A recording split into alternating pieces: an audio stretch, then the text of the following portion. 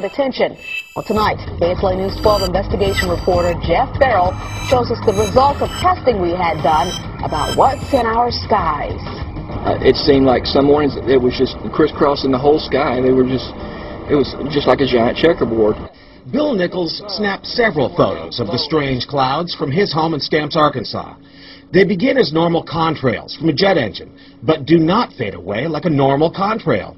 Soon after, he saw particles in the air. You know, because we'd see it drop to the ground in a haze. Nichols then noticed the material collecting on the ground. This is water and stuff that I collected in bowls. I had it set out in my backyard on my dad's pickup truck.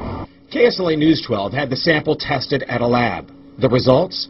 A high level of barium, 6.8 parts per million, more than 3 times the toxic level set by the EPA. Armed with these lab results about the high levels of barium found in our sample, we decided to contact the Louisiana Department of Environmental Quality. They told us that yes, these levels are very unusual, but at the same time they added the caveat that proving the source is a whole nother matter. Barium is a hallmark of other chemtrail testing, which even attracted attention from a Los Angeles TV station. There's already no shortage of unclassified weather modification programs by the government.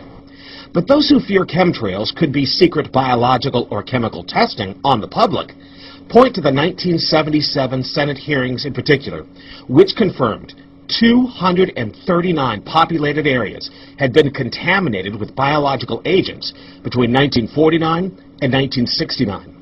Later, the 1994 Rockefeller Report concluded hundreds of thousands of military personnel were also subjected to secret biological experiments over the last 60 years.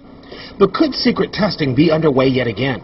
I'd rather it be something inert and benign, you know, something that's, you know, not causing any damage, but I'd like to know what it is.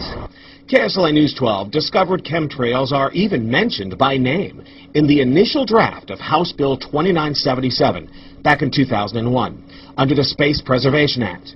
But the military denies any such program exists. Jeff Farrell, KSLA News 12 reporting. And, you know, it turns out until 9 years ago, the government had the right under U.S. law to conduct secret testing on the American public under specific conditions. Only a public outcry repealed part of that law, with some exceptions. Now, Jeff's report mentioned high levels of barium linked to those alleged chemtrails. We wanted to find out exactly what effects barium has on the body.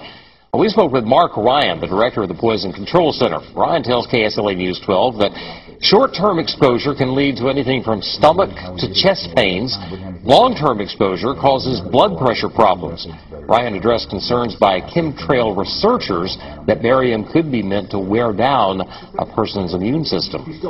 Anything that causes ill effects in the body long-term chronically is going to affect your ability because it's constantly working on the body.